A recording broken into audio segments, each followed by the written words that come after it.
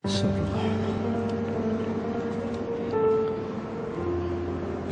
آله وأصحابه كرام الفاتحة. أعوذ بالله من الشيطان الرجيم. بسم الله الرحمن الرحيم. الحمد لله رب العالمين الرحمن الرحيم مالك يوم الدين.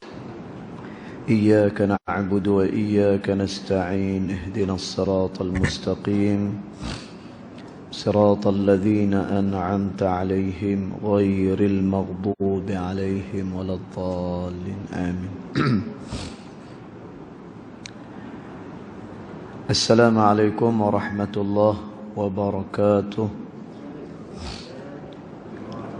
الحمد لله والصلاة والسلام على رسول الله سيدنا محمد بن عبد الله وعلى آله وصحبه ومن والاه. أشهد ونشهد أن لا إله إلا الله وأشهد أن محمدا عبده ورسوله. اللهم فصل وسلم على سيدنا محمد عبدك ورسولك النبي الأمي وعلى آله وصحبه وبارك وسلم. ثم أقول رب اشرح لي صدري ويسر لي أمري واحلل عقدة من لساني يفقه قولي يفقه قولي أما بعد. قال الله سبحانه وتعالى في تنزيله: لقد كان لكم في رسول الله أسوة حسنة. صدق الله العظيم. ربي أدخلني مدخل صدق وأخرجني مخرج صدق واجعل لي من لدنك سلطانا نصيرا. إلهي أنت مقصودي ورضاك مطلوبي فأعطني محبتك ومغرفتك يا أرحم الراحمين. Alhamdulillah, yang pertama-tamanya kita merafakkan kesyukuran kehadirat Allah Subhanahu wa Ta'ala, yang mana dengan limpah kurnianya, dengan rahmatnya, alhamdulillah, pada pagi ini kita masih lagi diberikan kesempatan, ruang dan peluang oleh Allah Subhanahu wa Ta'ala untuk sekali lagi kita berada di dalam taman-taman syurga Allah Subhanahu wa Ta'ala. Mudah-mudahan ianya akan memberikan kebaikan kepada kita, dan ilmu yang kita dengar, yang kita catat, yang kita belajar, ianya mampu untuk kita amalkan insya-Allah. Jadi pada pagi ini insya-Allah kita teruskan pengajian duha kita, dan saya menggantikan Datuk Syekh Badaruddin pada pagi ini kerana beliau ada kekangan, beliau ada program pada pagi ini. Jadi apapun juga, alhamdulillah, daripada pihak pengurusan akan tetap meneruskan juga pengajian duha kita. Mudah-mudahan ini akan diberkati oleh Allah Subhanahu wa Ta'ala. Allahumma amin. Tuan-tuan, puan-puan dirahmati Allah sekalian, pada pagi ini insya-Allah kita juga akan membaca hadis. Kita juga baca hadis. Cumanya hadis yang kita baca, kita ambil daripada kitab Mishkat Al-Masabih. Kitab Mishkat Al-Masabih. Kalau dan kita baca 2 hadis pada pagi ini. Kalau dan. Kalau tak dan memadai hanya dengan 1 hadis yang kita baca pada pagi ini insya-Allah. Baik, dia kata bismillahirrahmanirrahim.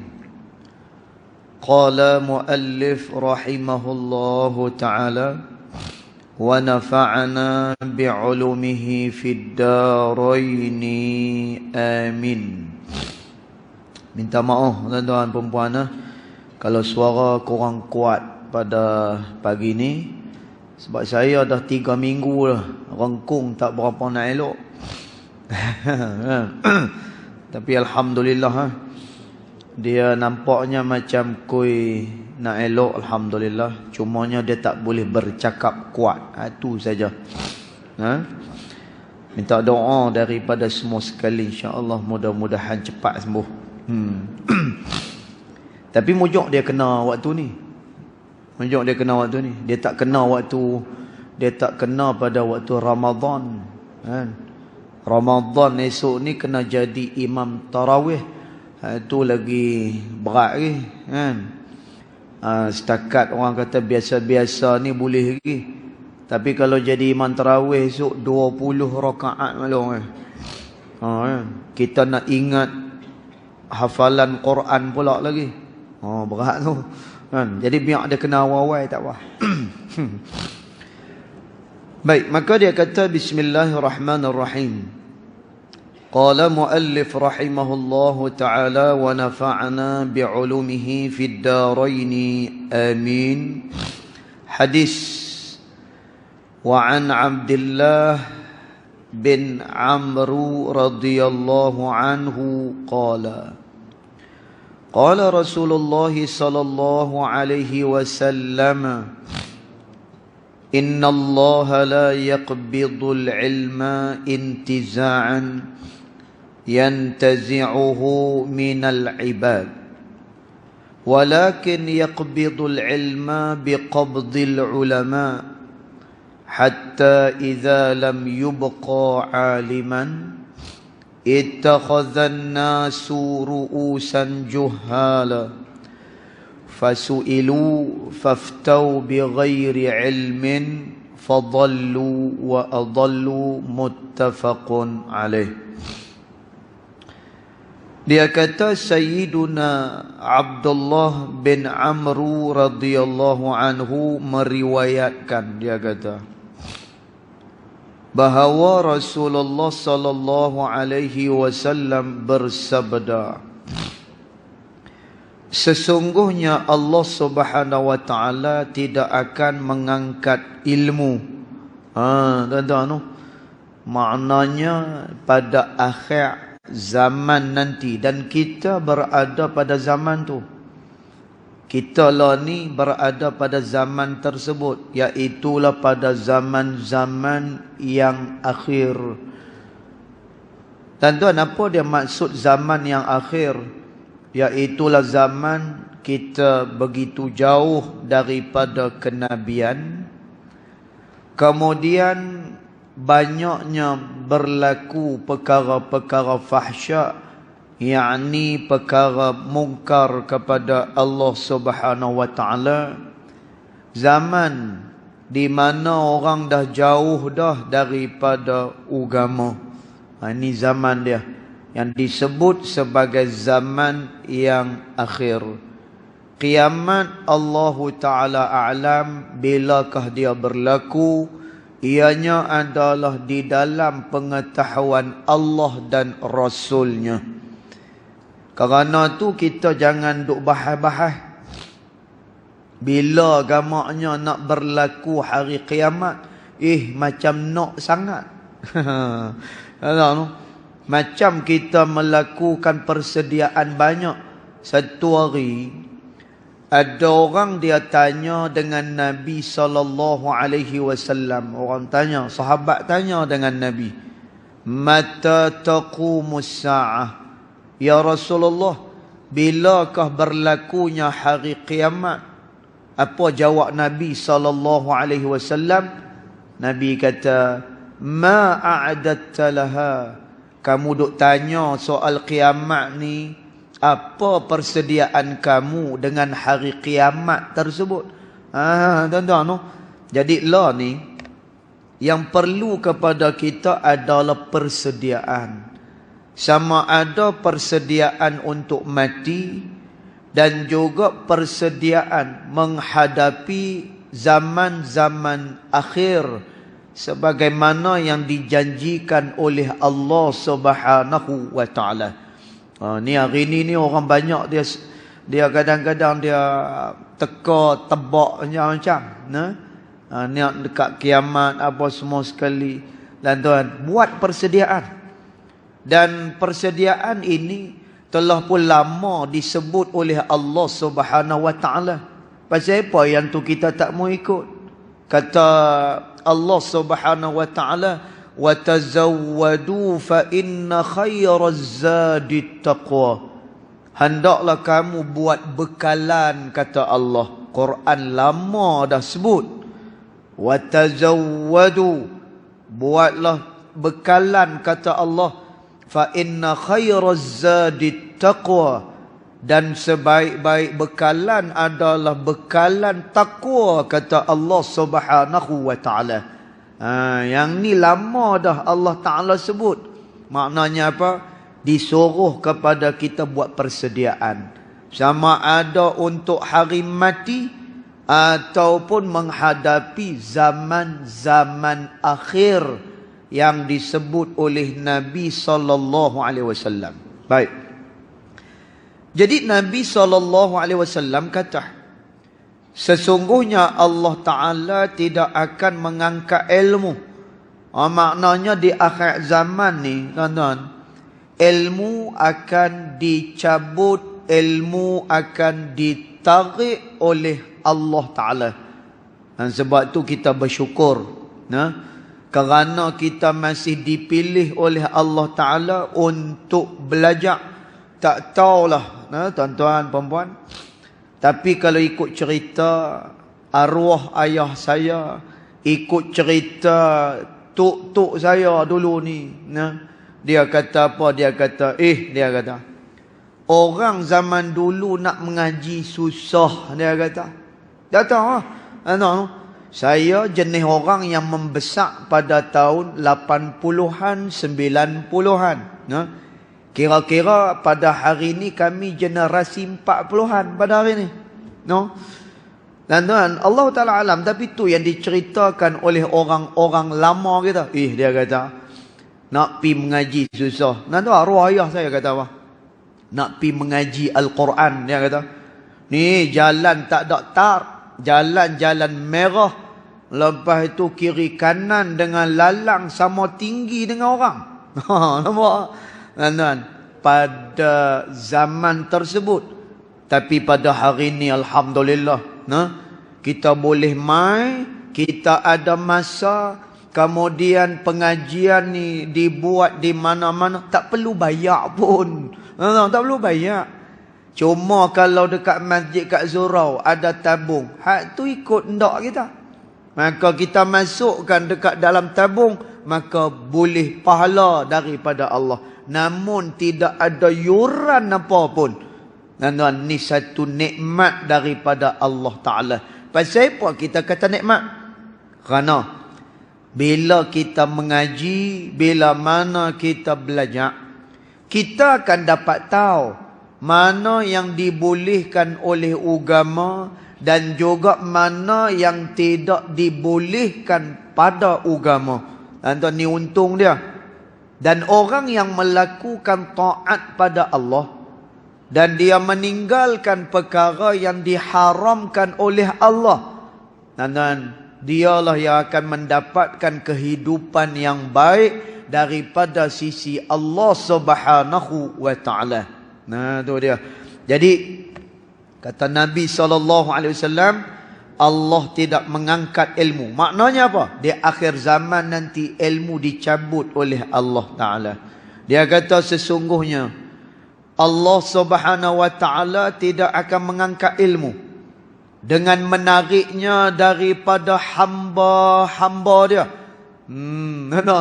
Tuan-tuan, maknanya ilmu ni dia tidak akan dihilangkan daripada dada-dada manusia. Dia bukannya lupa, bukan. Malah kalau kita tengok, kalau pada zaman saya dulu, zaman saya dulu ni, masa tu tahun 2003, di Mesir, masa tu pelajar di Mesir tu dah ada dah lebih kurang dalam 4,000 mahasiswa-mahasiswi daripada Malaysia. Maknanya ramai. Maknanya setiap tahun kalau keluar daripada Al-Azhar tu ramai. Hari ni kuih ramai lagi, makin ramai lagi. Jadi bagaimana Allah Subhanahu wa taala dia mengangkat ilmu tersebut?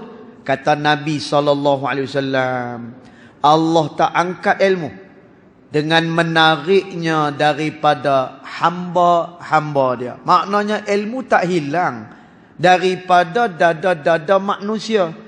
Majlis ilmu masih lagi apa? Berjalan seperti biasa. Baik. Tapi lagu mana Allah Ta'ala angkat ilmu dia? Ni dah. Akan tetapi Allah Subhanahu wa Ta'ala akan mengangkat ilmu dengan mengangkat para alim ulama'nya. Maknanya apa? Para alim ulama' di akhir zaman ramai hak yang meninggal dunia.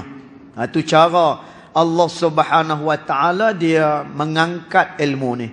Dan tuan, bila mana matinya seorang ulama, payah untuk dicari ganti, walaupun ada, dan ada yang ganti. Tetapi mungkin berlaku tidak sama. Mungkin juga apa ni kalau ada pun lambat macam tu. Senang cerita, ulama ni bila mana dia meninggal, maka dia akan bawa sekali semua daripada ilmu-ilmu dia. Insya-Allah. Dan tuan, saya bagi contoh. Saya bagi contoh. Perbezaan ni bukan kita nak rendahkan siapa-siapa, tapi kita nak buat perbezaan. Dan tuan, kalau kita buat perbezaan guru hari ni dengan guru yang dulu-dulu. Dan tuan, alhamdulillah, saya pada tahun 99 masa tu mengaji di Pondok Kandih Kelantan. Masa tu. Jadi masa tu kita belajar dengan Tuan Guru Haji Abdul Rahman Bukit Besar, almarhum dah. Belajar dengan dia kitab Tauhid, kitab yang dikarang oleh Al-Imam Asy-Syarqawi ala Syarhil Hudhudi. Belajar dia. Lepas tu belajar dengan Tuan Guru Haji Zakaria. Ni semua jenis geng-geng. Masa tu umur mereka dah 70, 80. Masya-Allah.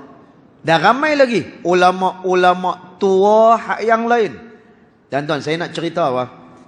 Ulama tua dulu-dulu ni, depa tak pandai nak rumah besar. Depa tak ada fikir pun nak pakai kereta besar. Dan tuan, depa tak fikir pun nak meletakkan diri mereka di atas. Tuan-tuan, salah seorang guru kami, almarhum Tuan Guru Haji Abdul Rahman Bukit Besar di Kelantan, bila Tuan Guru besar mati di situ, kemudian orang nak angkat dia jadi Tok Guru. Dan tuan, dia kata apa? Dia kata, saya tak layak, dia kata. Kerana saya ni tak lebih daripada seorang tok lebay kampung saja. Cari orang lain, saya pun bukan Tok Guru. Masya Allah. Dan tuan, padahal kami tahu nilaian ilmu dia bila mana dia mengajak kepada kami di pondok. Masya Allah. Dan tuan, satu lagi, pada zaman tu tak ada lagu kita. Kita hari ni 24 jam Tok Wan ada.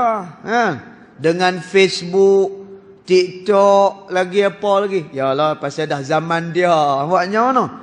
Dan tuan, tapi ulama pada zaman tu, kita tak nampak dia pegang handphone. Tak nampak. Kalau hari ni dalam majlis apa ni, dalam majlis ilmu dan tak tahu dia mesej siapa, dia WhatsApp siapa, Allah Ta'ala alam. Tapi tok-tok guru kita yang lama dulu tak ada pegang-pegang handphone apa semua ni. Langsung tak ada. Dan tuan, Masya Allah, saya ingat lagi Tuan Guru Haji Wazir Hafizahullah tu hidup lagi di Kelantan. Tuan Guru Haji Wazir Hafizahullah. Dia ni mengajak rata, tuan-tuan. Dia mengajak rata. Tapi kereta dia, dia pakai kereta yang tahun 60-an. Dia pakai kereta yang tahun 70-an. Masya-Allah. Tuan-tuan. Jadi nak ceritanya apa macam tu ulama pada zaman dulu ni. Jadi bila mati sahaja, meninggal sahaja generasi-generasi itu, tuan-tuan, kita tengok berlakunya perbezaan antara ilmuwan dulu dengan ilmuwan pada hari ini. Tuan-tuan, sebab tu kata Nabi SAW, ilmu tidak akan ditarik oleh Allah Ta'ala daripada dada hamba-hamba dia. Tetapi dengan cara lagu mana? Allah mematikan, mengangkatkan ilmu itu dengan mematikan para alim ulama dia. Yang ikhlas, kemudian yang bertakwa kepada Allah Subhanahu Wa Ta'ala, yang bila mana kita dekat dengan dia, keberkatan itu akan mengalir kepada diri kita. Pasal apa? Asbab daripada ketakwaan mereka kepada Allah Subhanahu Wa Ta'ala. Baik.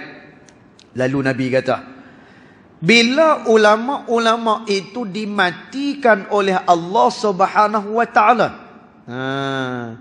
maka dia kata apa? Sehingga Allah tidak meninggalkan seseorang pun manusia, maka manusia menjadikan orang-orang jahil. Ni akibat dia.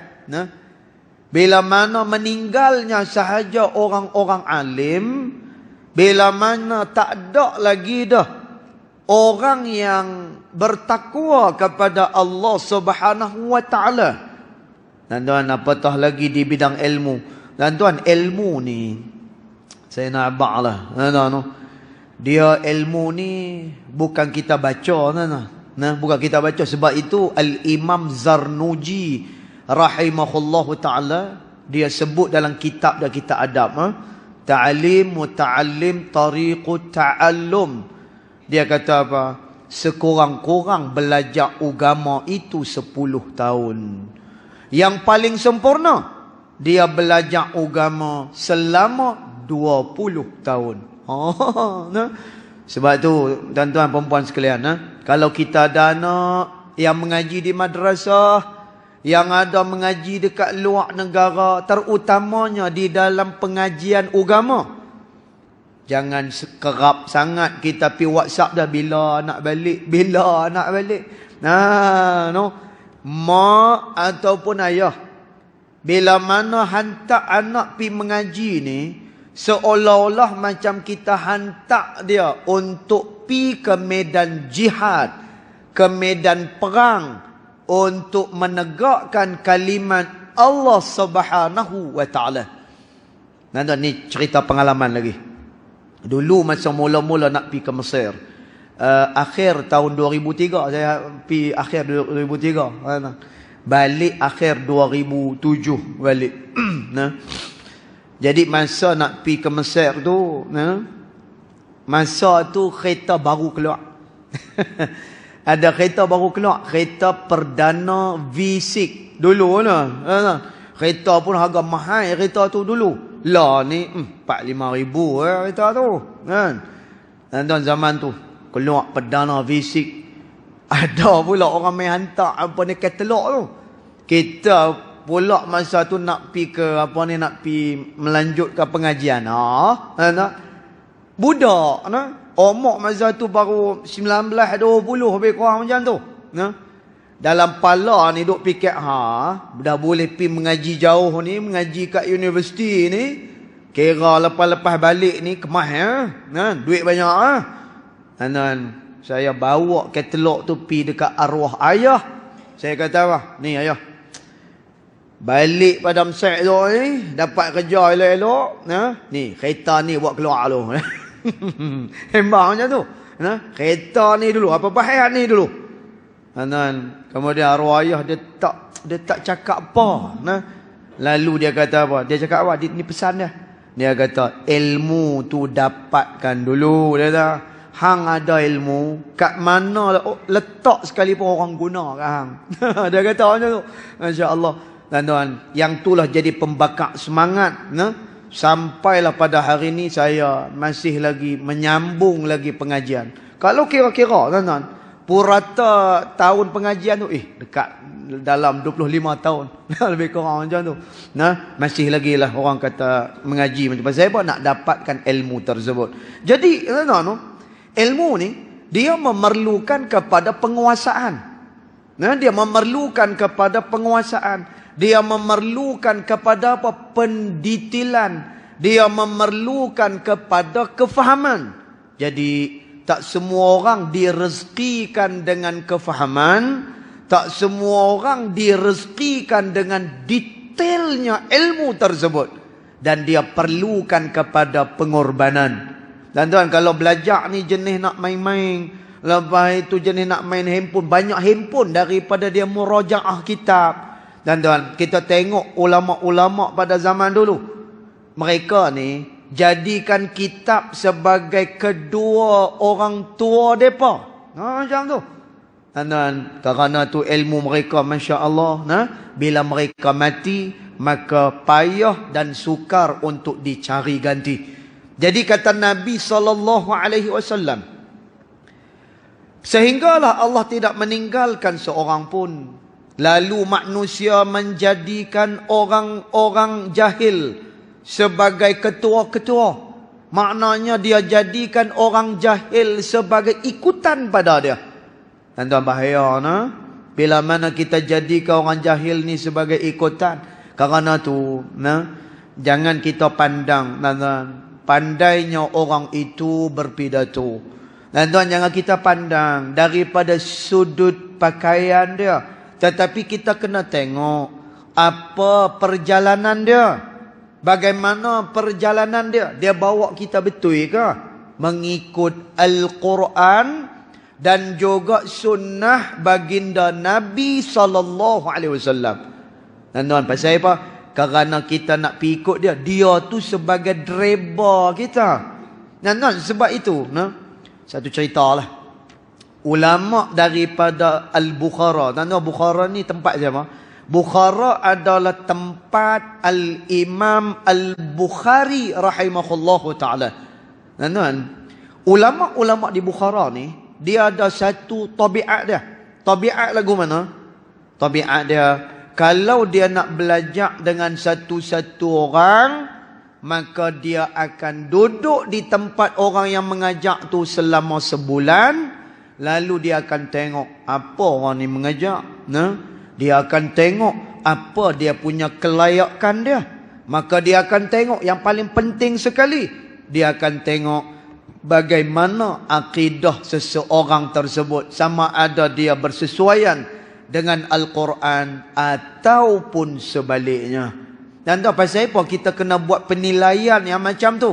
Kerana bila mana kita menjadikan orang jahil itu sebagai panduan kita, akhirnya kata ulama, dia masuk lubang. Dengan kita-kita sekalipun akan masuk ke lubang. Apatah lagi ini merupakan zaman yang akhir. Dan tuan, sebab itu ni pengalaman lah. Hari ni cerita pengalaman.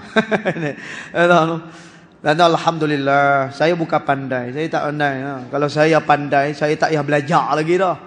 Dan tadi saya cakap terang lah. Saya cakap terang. Saya lah ni sedang melanjutkan lagi pengajian di University Science Islam Antarabangsa Jordan secara PJJ. Saya lanjutkan lagi pengajian saya di bidang fiqh dan usulul fiqh. Dan tuan, alhamdulillah, ni nikmat Allah Ta'ala lah. Ni bukan saya pandai, saya tak pandai. Kan? Tak tahu macam mana Tok Guru ni, dia pandang ramai-ramai tu. Dia kata, okey, aku nak hang baca kitab untuk aku. Kitab pun baca, kitab Arab. Kan? Baca kitab Arab. Dan tuan tahu, setelah saya ni umur pun dah 40 dah. Lepas itu dengan orang kata belajar lama dah. Kan? Dan tuan, tapi bila kita baca kitab ni, ada lagi yang salah baris. Ni cakap tu terang ni. Tuan-tuan, Lalu ditegur oleh guru kita, "Weh, tu bukan baris atas, tu baris bawah. Yang tu bukan baris depan, yang tu baris mati." Lah sekali, saya pun baca kitab tak bunyi baris. Tok guru kata apa? Kalau baca kitab bagi baris tu bagi hidup. Masya-Allah. Tuan-tuan, nak ceritanya apa? Masya-Allah, tabarakallah. Nak ceritanya apa?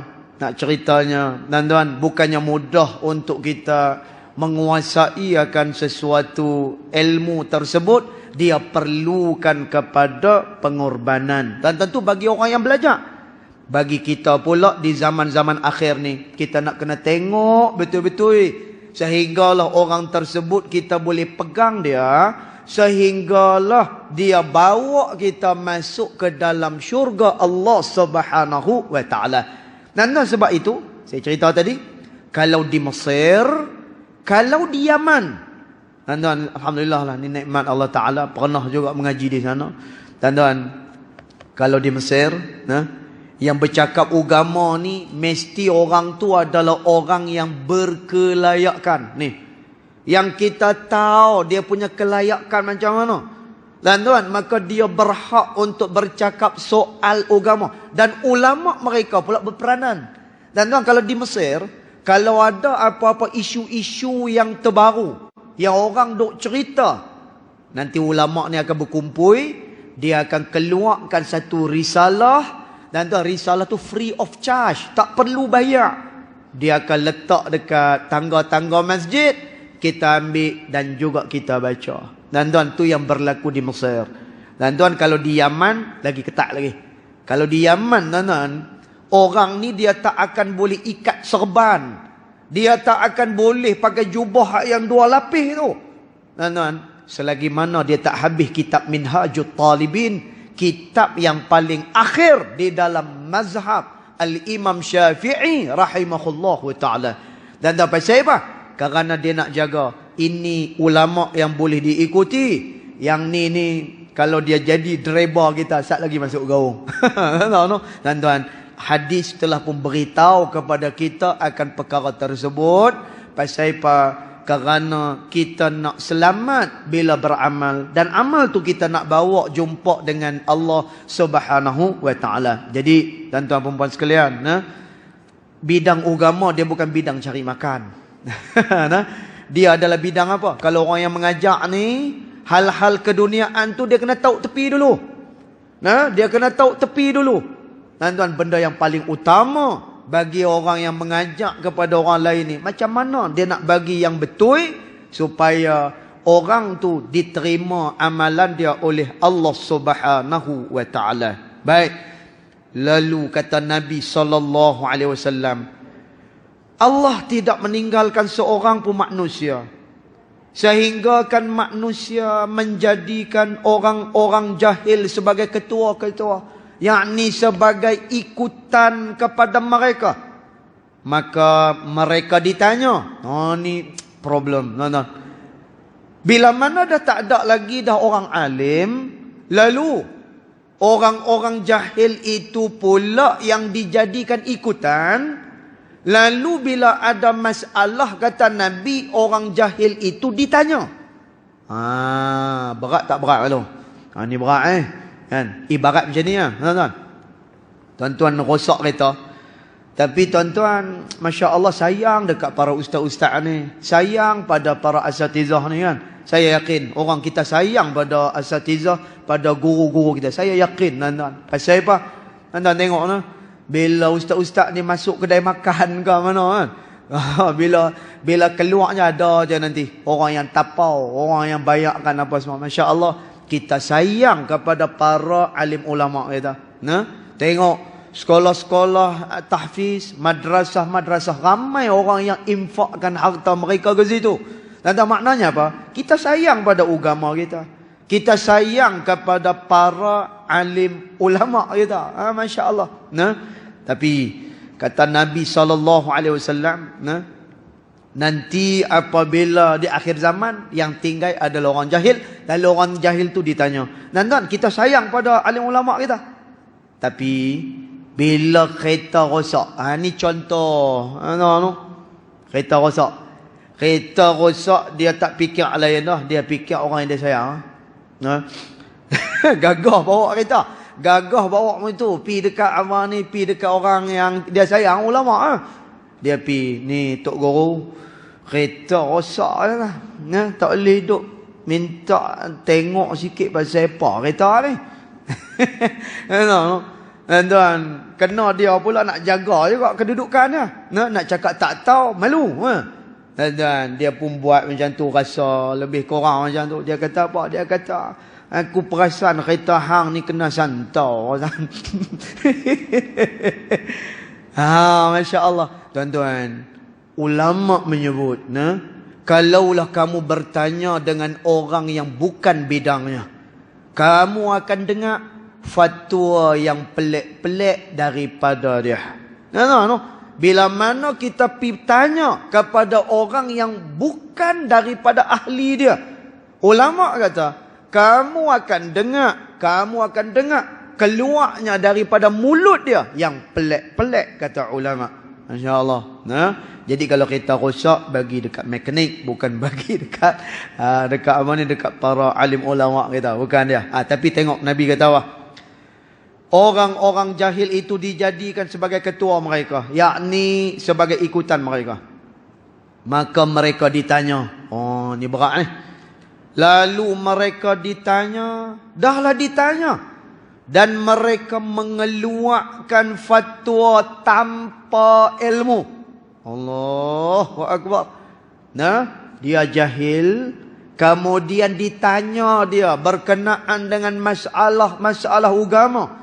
Tuan-tuan, lalu mereka itu berfatwa. Allahu Akbar. Dan tuan, pernah berlaku kepada Al-Imam Qadhi Abu Yusuf, murid kanan kepada Imam Abu Hanifah An-Nu'man rahimahullahu ta'ala. Tuan-tuan, satu hari Qadhi Abu Yusuf ni, bila dia dah lama dah mengaji dengan Imam Abu Hanifah, lama mengaji. Bila dia lama mengaji, lalu dia pun rasa, aku ni dah tahu semua dah perasaan. Rasa-rasanya aku dah alim dah perasaan. Dia duk ada rasa macam tu. Lalu Imam Qadhi Abu Yusuf, dia pun apa? Dia pi buka kelas sendiri. Dia tak hadir lagi dah pengajian guru dia, Imam Abu Hanifah An-Nu'man. Dia tak pi lagi dah. Tuan-tuan, Imam Abu Hanifah guru dia. Maka guru dia ni tahu macam mana qadar pelajar dia ni. Dia tahu pencapaian pelajar dia ni macam mana. Bagi Imam Abu Hanifah, dia belum lagi layak untuk mengajar. Tuan-tuan, akhirnya apa? Imam Abu Hanifah hantar 3 orang murid dah. Imam Abu Hanifah kata, ni, hang yang pertama tanya dia soalan ni. Yang kedua hampir tanya dia soalan ni. Yang ketiga hampir tanya dia soalan ni. Bagi dia jawab. Dan tuan, Qadhi Abu Yusuf dia tengah mengajak. Tuan, ramai orang yang ikut pengajian dia. Lalu murid kepada Imam Abu Hanifah bangun. Dia bangun lalu ditanya beberapa soalan tadi lah, yang diamanahkan oleh Imam Abu Hanifah. Akhirnya Qadhi Abu Yusuf tak mampu nak menjawab persoalan daripada murid-murid Imam Abu Hanifah tersebut. Akhirnya dia rasa malu, dia rasa kecewa. Maka dia tutup pengajian dia. Dia balik semula kepada Imam Abu Hanifah. Tuan-tuan, bila dia balik semula ke Imam Abu Hanifah, Imam Abu Hanifah kata, hang menjadi kismis sebelum hang perlu menjadi anggur. Tuan-tuan, maksudnya apa? Kismis ni kalau kita makan kan sihat. Kismis ni kan kalau kita makan kan bagus, boleh beri ingatan hak yang kuat dan sebagainya. Tetapi kismis, sebelum dia beri manfaat kepada orang, dia jadi anggur dulu. Kemudian daripada anggur itulah dikeringkan dia, lalu menjadilah kismis. Dan kismis itu memberi manfaat kepada orang. Tuan-tuan, maknanya apa? Satu orang yang dia nak mengajak, dia kena jadi anggur terlebih dahulu. Nah, dia kena lumatkan dulu, nah, sebelum daripada mana dia nak bawa orang lain menuju kepada redha Allah Subhanahu wa taala. Tapi yang ni sebaliknya. Nabi kata apa? Orang ni bila ditanya lalu dia mengeluarkan fatwa-fatwa tanpa ilmu. Bahaya, no. Dia keluarkan fatwa tanpa ilmu. Jadi Nabi kata apa? Maka mereka menjadi sesat. Yang duk tanya tu jadi sesat. Dan tuan, yang duk tanya tu bila dia beramal tidak sebagaimana yang dikehendaki oleh Allah Subhanahu wa taala. Orang kata takbir macam ni, dia pi ajak orang takbir macam ni. Kan beza tu, kan? Orang suruh baca macam tu, dak dia pi baca kod lain. Dan nampak tak? Bila mana amalan dia tak sesuai sebagaimana yang diajak oleh Allah dan juga Rasulnya. Jadi kata Nabi, maka mereka itu jadi sesat. Yang orang tanya tu sesat, lagi menyesatkan. Tanda siapa yang lagi menyesatkan? Orang jahil yang memberikan fatwa tanpa adanya kelayakan dan ilmu yang secukupnya. Akhirnya, mereka semuanya tersesat. Dan bila sesat ni dia tak bertaubat kepada Allah Subhanahu wa taala, dan wal'iyazubillah, dia bukan makin dekat, dia semakin jauh daripada Allah Subhanahu wa taala. Jadi untuk hadis yang pertama ni, ulama menyebut ada 3 persediaan di akhir zaman. Dan ini persediaan untuk kita yang berada di akhir zaman. Yang pertama, talaqi. Hendaklah seseorang itu dia tak boleh jauh daripada majlis talaqi. Dan apa dia majlis talaqi? Iaitulah majlis ilmu. Tuan-tuan, Masya Allah, kalau kita baca hadis Nabi ni, kita rugi, tuan-tuan. Kalau bila mana kita tak mai mengaji di masjid yang anjurkan pengajian, Allah, tiap-tiap malam masjid surau kita, ceruk mana pun ada majlis-majlis pengajian ni. Dan tuan, kalau kita boleh susun pula, masjid ni aku tahu ada orang mengaji tauhid, dia pergi ambil tauhid. Masjid ni ada orang mengajak hadis, dia pergi mengaji hadis. Masjid ni ada orang mengajak fiqh, aku mengaji fiqh. Yang ni ada mengajak tasawuf, maka aku pergi mengajak tasawuf. Dan tuan, kalau dia boleh susun macam tu, cukup sebagaimana yang diperintahkan oleh agama. Dan tuan, agama ni dia perintah kepada penganut dia, kepada hamba-hamba Allah ni, 3 ilmu yang penting. Yang pertama tauhid, bagaimana nak beriman dengan Allah Ta'ala, itu pertama. Yang kedua iaitu ilmu fiqh, ilmu sah batal, sembahyang macam mana boleh, yang tak boleh, puasa tak lama lagi nak puasa, apa dia perkara yang membatalkan puasa, yang mengesahkan puasa, zakat, haji dan sebagainya. Dan kedua ilmu sah batal.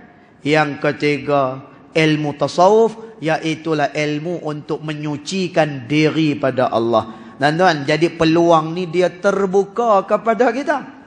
Sedangkan Nabi kata di akhir zaman nanti ilmu akan ditarik oleh Allah Subhanahu wa taala. Kerana tu boleh kita kata orang yang berada dalam majlis ilmu ni, insya-Allah inilah orang-orang yang akan selamat pada akhir zaman nanti, insya-Allah. Dan jadi yang pertama talaqi. Mana ada talaqi? Dia tak boleh jauh daripada belajar. Yang kedua, kata ulama, hendaklah seseorang itu taraqi. Ini persediaan di akhir zaman. Taraqi. Dan tuan, taraqi ni apa dia? Dia menjaga amal dia kepada Allah Subhanahu wa taala. Dan tuan, akhir zaman ni dia nak kena banyak beramal. Dia puasa sunat, lepas itu dia memperbanyakkan zikir, dia memperbanyakkan baca Quran, dia memperbanyakkan salawat kepada Nabi SAW. Dan dengan amal soleh yang dia lakukan, maka insya-Allah dia akan mendapatkan tempat pada sisi Allah Subhanahu wa taala itu dah. Dan yang ketiga apa? Ni yang terakhir, hendaklah dia tawakki. Apa dia tawakki? Dia menjauhkan diri daripada perkara-perkara yang diharamkan oleh Allah Subhanahu wa taala. Dan dia buat 3 perkara ni, dia telah membuat persediaan di akhir zaman. Apa dia? Belajar. Yang kedua, dia banyak beramal kepada Allah. Ketiga, menjauhkan diri daripada perkara-perkara yang diharamkan oleh Allah Subhanahu wa taala. Jadi sebagai kesimpulan hadis yang pertama ni, dan kita adalah dalam majlis ilmu ni, dan masya-Allah, insya-Allah guru-guru asatizah yang mengajar di tempat kita semuanya adalah orang-orang yang kita kenal, dan mereka tu semua adalah orang-orang yang ada kelayakan dia. Maka mudah-mudahan kita terselamat daripada fitnah akhir zaman, dan selamat pula nanti bila kita pi kepada Allah Subhanahu wa taala. Lagi 5 minit kita baca hadis yang kedua. Ini pendek ah. Dia kata, wa an Abi Mas'ud al-Ansari radhiyallahu anhu qala, Ja'a rajulun ila an-nabiy sallallahu alaihi wasallam faqala, innahu ubdi'a bi fahmilni faqala, ma 'indi. Faqala rajulun, ya Rasulullah, ana adulluhu ala man yahmiluh. Faqala Rasulullah sallallahu alaihi wasallam, man dalla ala khairin falahu mislu ajri fa'ilih. Rawahu Muslim. Tuan-tuan, ni satu faedah untuk kita bawa balik. Tuan-tuan, kadang-kadang ada orang dia kata, saya tak reti mengajar tak? Tapi ada rasa nak ajak orang buat kebaikan. Tuan-tuan, kita nak ajak orang buat kebaikan ni ada macam-macam jalan. Ada dengan cara kita menginfakkan harta pada jalan Allah Subhanahu wa taala. Tuan-tuan, ada cara kita tolong kepada dia. Tuan-tuan, ada cara kita memudahkan apa-apa majlis ilmu atau menunjukkan perkara kebaikan pada dia. Tuan-tuan, kita tengok dia kata apa? Sayyidina Abu Mas'ud al-Ansari radhiyallahu anhu berkata, seorang lelaki telah datang kepada Nabi SAW dan berkata, sesungguhnya tungganganku tidak mampu lagi berjalan. Berilah kepada aku tunggangan yang lain. Dia cakap pada Nabi SAW. Baginda SAW bersabda, saya juga tidak mempunyainya. Dan tuan, Nabi ni, kalau orang minta dengan dia, Nabi pasti beri. Ni Nabi SAW. Sebab itu Rasulullah, kalau dalam poket dia, dalam kantong dia, kalau Nabi masa tu bawa duit, kalau orang minta, Nabi bagi. Nanti kat jalan depan sikit ada orang minta, Nabi bagi lagi. Nanti kat depan ada orang minta, Nabi bagi lagi. Dan sehingga kata ulama, habis apa yang ada pada poket Nabi SAW. Dan pemurahnya baginda Nabi Muhammad sallallahu alaihi wasallam. Jadi Nabi kata, aku pun tak ada tunggangan. Nabi kata, aku tak mempunyainya. Maka seorang lelaki lain telah berkata, saya boleh menunjukkan orang yang boleh memberikan tunggangan kepada dia, wahai Rasulullah. Saya boleh pandu dia. Saya tahu kalau kita pergi dekat orang ni, maka segala permintaan dia akan ditunaikan oleh orang tersebut. Dan tuan, ini satu kelebihan.